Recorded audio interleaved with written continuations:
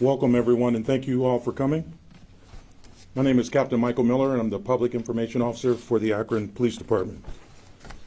We're here to provide you some updates in relation to a shooting which occurred just after midnight last night on Sunday, June 2nd, in the area of Kelly Avenue and 8th Avenue. You will be hearing from Akron Police Chief Brian Harding, Acting Fire Chief Stephen Kaut, Akron Mayor Shamus Malik. We will have time for a short Q&A at the end of the press conference. I ask that you please hold your questions until the very end. Thank you, and at this time I'd like to invite Police Chief Brian Harding to the stage. Thank you, Captain.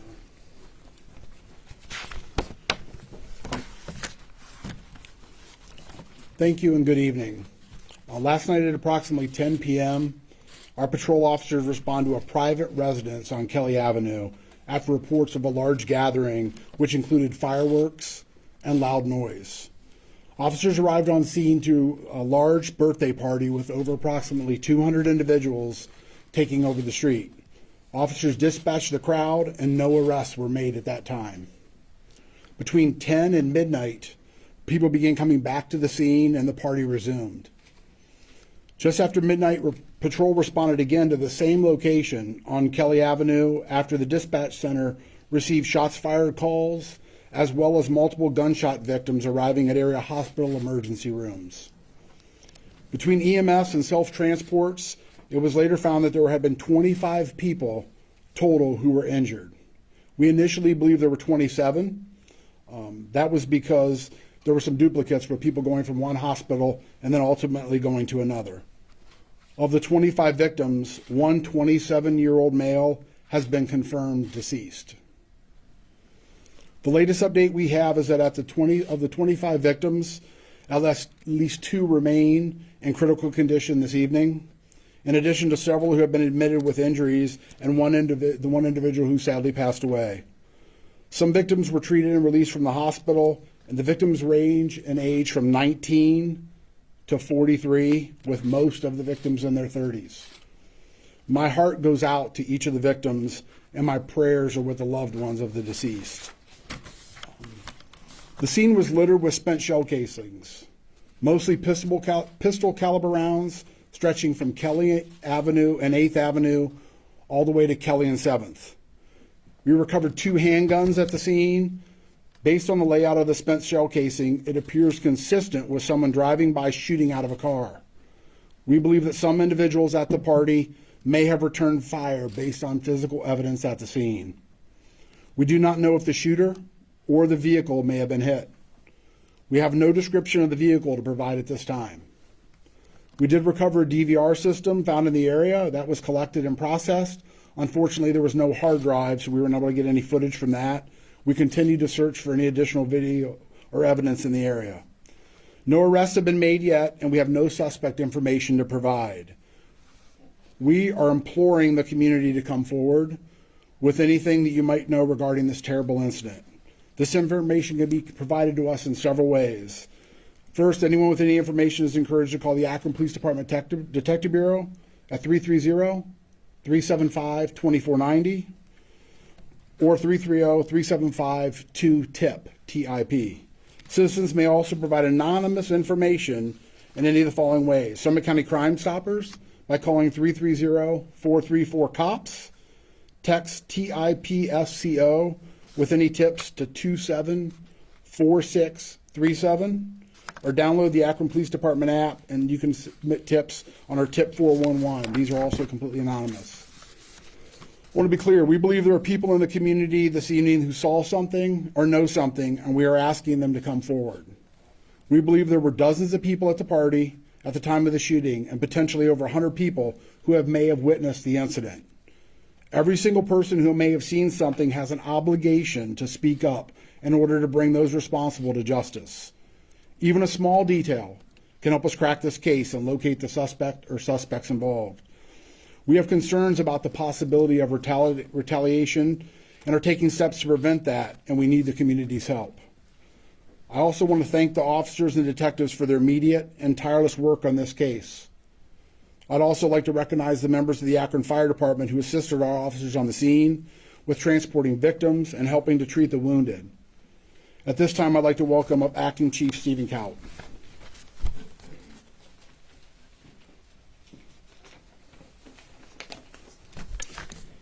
Thank you, Chief Harding. Good evening. Early this morning, fire department crews responded to assist on the scene of a mass shooting. It's the type of call that you hope never to receive.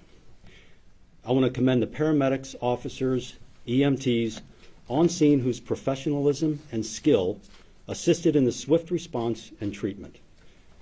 In total, we had more than 30 individuals from Akron Fire who responded, including 8 medical units, 2 fire engines, a ladder truck, 2 battalion captains, our department safety officer, and myself. I also want to commend the professionalism and expertise of our safety communications personnel throughout this incident. Their work ensured a quick response. The scene covered a large area, and it was chaotic upon our team's arrival. They quickly and efficiently triaged patients, prioritizing the treatment and transport of those in need of critical care. We train and practice often for events such as this, hoping to never have to do it in real life. But that practice was put into effect last night and led to the safe and fast transport of those needing care. I want to thank our area hospitals also for their quick work. SUMA, Cleveland Clinic, Akron General, Akron Children's Hospital, Western Reserve, and Barberton coordinated with our teams to respond and get everyone treated as quickly as possible. The collaboration I witnessed at the incident last night between the public safety forces and our hospital systems was admirable.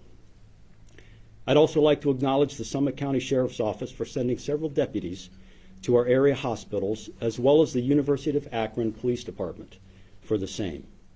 And of course, each hospital system has their own police force who also responded to ensure the hospitals involved were safe to receive these critical care patients. Our crews did an outstanding job last night in their response.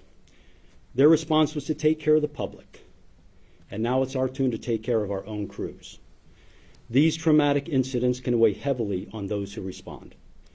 Today, we have been organizing our peer support team to speak with any of our paramedics, officers, or anyone involved in the incident about the incident. This peer support team is made up of trained officers and EMTs within our department who will assist our members who have experienced trauma. This support team has proven incredibly effective at helping safety force members work through traumatic incidents such as this. This peer support team will provide a bridge to get our personnel, our officers and firefighters, connected to more professional support if necessary. My prayers go out to all the victims and their families, as well as to our own public safety personnel who responded to this scene. At this time, I'd like to invite Mayor Malik to the podium.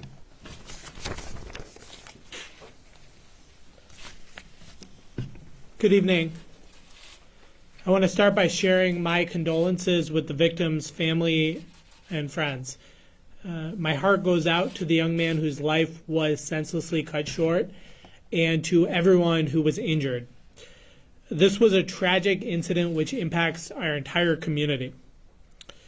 All incidents of gun violence are tragedies, but here the sheer number of victims is shocking and deeply concerning. We can only be thankful that of the 25 individuals who were injured, we did not have more fatalities. I'd like to echo the thanks of Chief Harding and Acting Chief Kaut to all our public safety forces who responded last night, including Akron Fire, Akron Police, as well as our local, state, and federal partners who have offered their support and assistance, including the Summit County Sheriff's Office. Thank you very much, Sheriff. We know that this country has a gun violence epidemic and that this is the latest in a long line of incidents we have seen across the nation. Safety is our administration's highest priority. The City of Akron and our Akron Police Department remain committed to fighting all violence, especially gun violence. I want to be very clear. Anyone who was involved in last night's shooting will be held accountable to the fullest extent of the law. If there is any retaliatory violence committed as a result of this shooting, anyone engaging in that will be held accountable to the fullest extent of the law as well. Tonight, we are calling on our community to get involved. There are people out there who know the person or persons involved, and I implore you to speak up. As Chief Harding mentioned, to everyone who was present at the party at the time of the shooting, we need you to speak with police. You have an obligation to speak with police and help us solve this case. As he said, even the smallest detail can help us find the answer to this case. We have to find a solution to further violence. Tonight we are announcing that the Summit County Crime Stoppers have offered a $5,000 reward for any information that leads to the identification, arrest, and successful prosecution of a suspect in this case. Additionally, the U.S. Marshal's Office has offered up to $7,500 towards the same information. That leads to a total reward of $12,500 that's being offered. I want to thank Summit County Crime Stoppers and the U.S. Marshal's Office for their generous support. I'll repeat the tip line for anyone listening at home. You can call the Akron Police Department Detective Bureau at 330-375-2490 or 330-375-2TIP. Citizens may also provide anonymous information in the following ways. You can reach out to Summit County Crime Stoppers at 330-434-COPS or text TIP-SCO with your tips to 274-637. Or you can download the Akron Police Department app. You can submit information by texting TIP 411, which is a two-way communication process, or by accessing the link on our website, akroncops.org. We want to emphasize that all of those options I just mentioned are fully anonymous. We will share further updates in this case as they become available, and we hope to have a suspect and or arrest information to share with you all very soon. Before we get to question and answer, I'd like to also thank the elected officials who are here with us this evening to lend their support. We have Akron City Council Vice President Jeff Fusco, Akron City Council President Pro Tem Brad McKittrick, At-Large Councilwoman Linda Amobian, At-Large Councilman Eric Garrett, and Ward 5 Councilman Johnny Hanna. As I mentioned before, I'd also like to thank you, Sheriff Candy Fothery, for being here and for your office's support. And I want to thank all of the elected officials and other leaders who have reached out to me today to offer their support. And I appreciate everyone, and on behalf of our community, I appreciate the messages of support and encouragement. And now I'll turn it back over to Captain Miller to lead our question and answer. Thank you, Mayor. As a reminder to media, there are going to be some questions that we cannot answer. Again, the investigation is in its early stages. It's ongoing.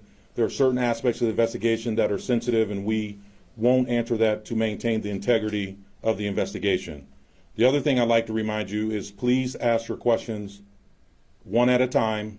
I am planning to move from my left to right with one question per media outlet. One question. I'll have to unfortunately cut that questioning off if it goes further. But in order for us to keep track and keep things orderly, that's the best way to go about doing that. The other thing I'll mention is we are live streaming this, so if you would, please speak probably intentionally louder than you normally would when you ask your question so that it can be picked up in the microphone that we're utilizing to live stream. So with that, I'll open it up to questions, and I'll start on my left-hand side with questions. Tara, and also state who your question's for. Tara Morgan with News 5. Any indication from anyone at the party that they were being targeted in any way, or multiple people at the party? And how many shooters do you believe are out there? Yes.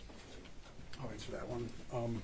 No information in that directly on that. What was the second part of your question? I apologize. How many shooters do you We, believe? that's still don't have that information. That's why we're asking the community support to come forward to help provide those details for us. So, yeah. Is there another question on this side? Sir, go ahead. Yeah, given, big event with a lot of people, what can the average citizen, they find themselves in a similar situation, what can the average citizen do to kind of protect themselves, keep them, possibly reduce their chances of being hit? So I would start by saying if you see the situation get out of control, I would tell you at that point you best to leave the party or the event that you're at. But additionally, I think it's to seek cover and then call for help and make sure that you become a good witness at that point moving forward. Bryce, go ahead with your question. You mentioned that you're trying to prevent retaliation from this shooting. How are you trying to prevent retaliation? So we're working with many community stakeholders and others in the community as well that reference that. We have many detectives that are out canvassing. We'll have additional patrols in the area and additional patrols out as well. We've also partnered with some of our federal and state partners as well from additional resources. If I can have Yeah, go ahead. I think we also are hoping to locate and apprehend a suspect as soon as possible to prevent any retaliation. Is there another question on this side before I move to the center? Sir, in the back. Hi, Alex Brochet from ABC News. I just wanted to clarify on the two firearms that were recovered.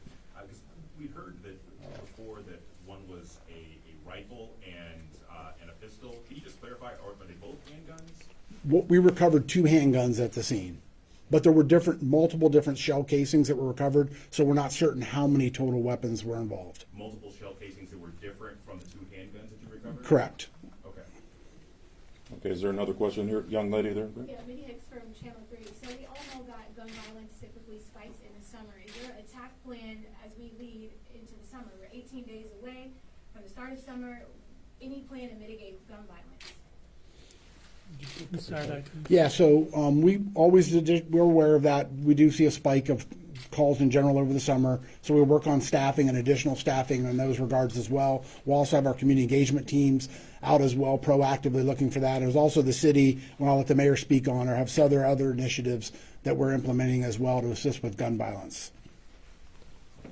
Yes. We've been, Hang on 1 second, please. Go ahead, Mayor. We've been working closely with federal alcohol, tobacco, and firearms to increase our partnership and make sure that we're able to track crime guns. So when a gun is used in a crime, in a shooting, it's often that it may be used again in quick succession. And so we've been working to improve our process of processing shell casings, even if we don't recover a gun at a scene, to try to link cases and try to apprehend suspects as quickly as possible. We're working heavily to get guns off the street and make sure we have adequate staffing for this summer. And then from there, we also recently have been announcing our Credible Messenger program that we hope to launch at the end of this summer, in which folks who have a background in the criminal justice system can reach out to folks who are at risk of being involved in gun violence and help intervening in the lives of people who might otherwise choose to commit an act of violence. Furthermore, we're working very closely with a lot of our nonprofits in the community to work on youth opportunities so that our young people have things to do that are positive, that are energizing, that are empowering, that do not lead them down a path towards committing violence. Yes, ma'am. Lydia Sparra from 3 News. So to follow up with what you said from ABC, it's a follow-up and then I have a question. Regarding the shell casings you found, on social media, we heard a post and it seemed like there was a semi-automatic weapon that was used in the actual shooting, not the people firing back. So if you can clarify that, that would be great. And then I'll give you part 2. Yeah, there were multiple different shell casings at the scene, so there were several firearms that were used. I'm not going to share all of those different. We recovered in excess of 35 shell casings from multiple different weapons. One of them does appear to be a rifle. Okay, so then the second part is, you're talking about retaliation, and you may not answer this one, so I have a part 3. So the retaliation, also on social media, people are talking about it's gang affiliation. if you can mention that, and then the part two might go to the assistant fire chief or the backup fire chief, that because you got your own EMS now, was anything, was it delayed, were they on time? How did it work for you this time, having your own EMS? So I can answer the first part. We are always concerned about gang violence, specifically being involved in that. But as I mentioned, we don't have a for sure suspect at this point. So I'd be remiss to say for sure that is the motive that was involved. But that's what we're asking for the community's help and support to help us with that information. But it was absolutely an area we are exploring.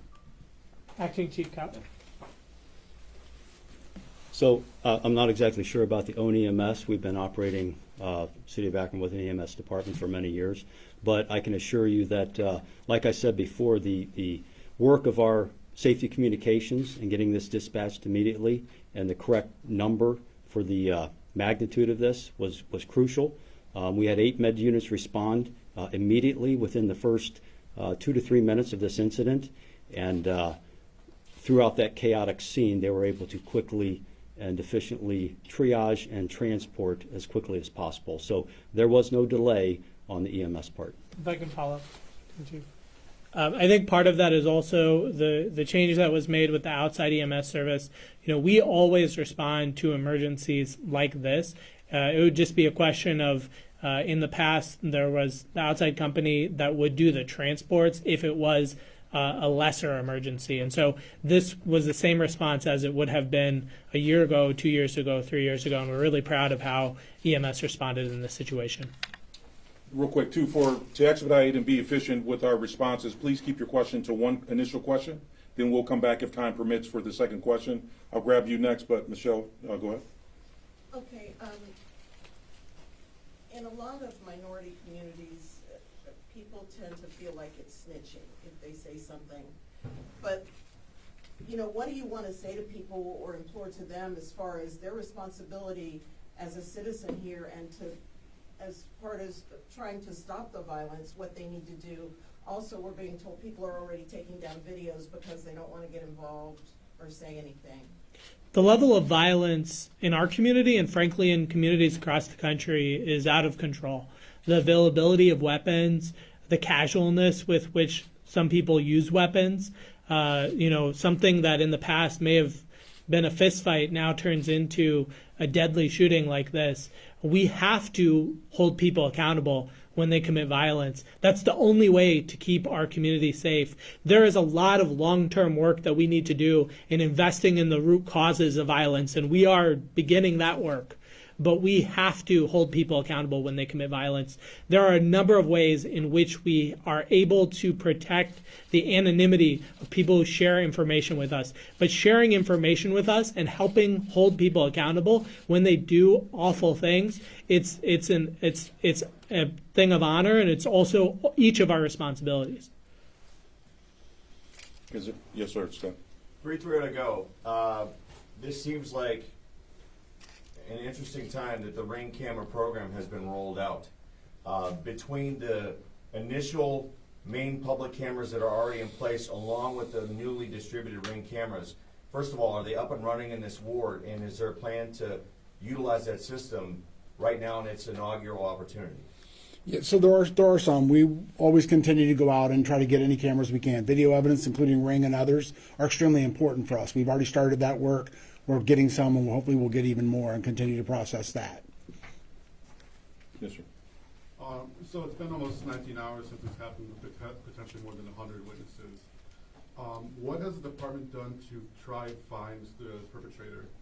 I know you're asking people to reach out to the department, but what has the department done proactively to find the suspect and find a motive? Correct. Yes, we had a team of detectives that were out at the scene last night. They've continued to work throughout the day-to-day, following up on information on any leads. We have received a few initial leads, and we're following up on those as well. Also recanvassing that information. We're going to be sending all the shell casings out as well. So we have detectives continue to work on it, and they will continue to work on this case around the clock. I can add. Be sure. Detectives have also been at the hospitals. I'm correct on that. I do want to underscore that this is a pretty chaotic scene, right? There were the sheer number of people who were shot. as well as the number of people who are potential witnesses, is a very chaotic scene. And so we are working to get a handle on what information is there. We're presenting what information we can verify to you right now, but we and the whole department is dedicated to holding someone accountable as quickly as possible. Sir, right here in center. Tino Bovenzi with Fox 8 Cleveland. Is the resident or homeowner or renter there that threw that party facing any charges for throwing a party? You responded to a nuisance call first, and then it seems it carried back on, leading to the shooting. Are they being held accountable in any way? So we'll continue to investigate the case, but I think everyone needs to understand you should be able to throw a party in this community and feel safe and be safe in that regard. So this is a tragic incident. We're going to investigate the entire incident, and ultimately we'll run whatever fact pattern we have by the prosecutor's office and look at that case as well. But we think really, like we mentioned before, everyone should have the ability to get together with their loved ones, friends, and family and be safe, and that's what we're working on. Quick follow-up about the 2 guns recovered. Did they come back as stolen or unregistered, or do you have any detail about No that? details about them at this point. Yes. So regarding the first time when your officers were there at 10 o'clock, was there I mean, obviously it was a party, 200 people. Do you feel like they probably shouldn't have left, that they should have stayed? So the crowd did break up. The party did begin to break up at that time. People began to leave, and then I believe they came back after our officers left. I have one more follow-up. There have been trust issues in this community with the police department. So how do you go forward with trying to get people to speak with you when they do have those trust issues? Well, I have an answer, but you can go sure. first. Yeah, so we're aware of that. We're aware of the distrust and the trauma that, with law enforcement, specifically in the community. We can do that, developing one relationship at a time. That's the first part. Partnering, like the mayor mentioned, with credible messengers and other in the community. And we also, that's why we have multiple ways to remain anonymous. We're asking for the information. How the ability to remain anonymous, that tip 411 app we talked about, is a way that we can go back and forth and remain anonymous on both sides. That's just to get the information, but absolutely we need to continue to develop those relationships and build bonds with the community. That's who we're here to support, and we're taking that work very seriously. Okay, we have time for just maybe 1 or 2 other questions. Captain, I have I'm sorry. one more comment there. The top 3 things this department is focused on are community policing, gun violence prevention, and retention and recruitment. And our administration has been very focused on accountability and transparency, and will continue to be.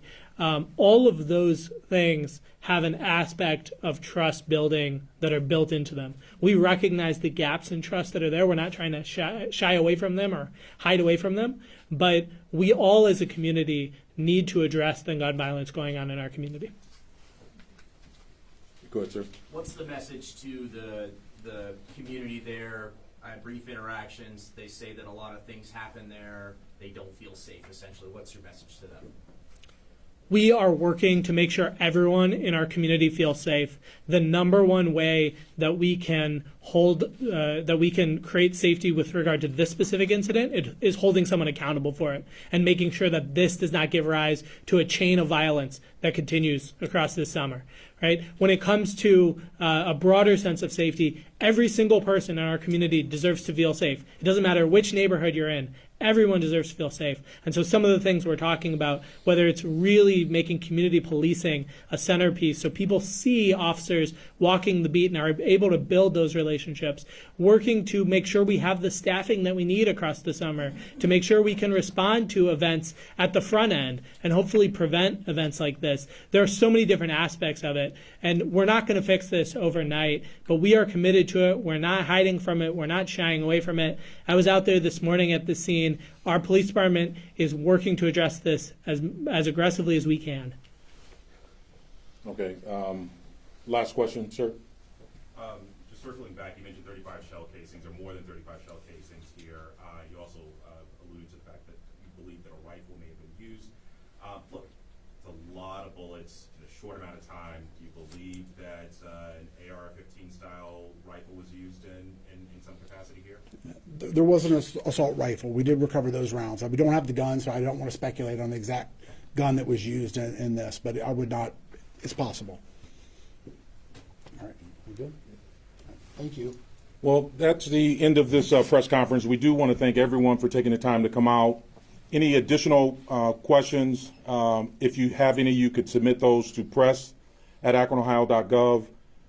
If some ancillary emails would come to me, I would also forward those back to the press email. We'll try to get you some ancillary responses in that regard. We will not be holding any separate on-camera interview accommodations after this press conference, so this would conclude that. We'll provide those updates as they are able to be shared. As we reiterated, this is very preliminary. There are a lot of moving parts. As many of you mentioned, there are a lot of nuances and victims and witnesses and things of that nature for us to comb through. So that will conclude this press conference, and we thank you all for your time.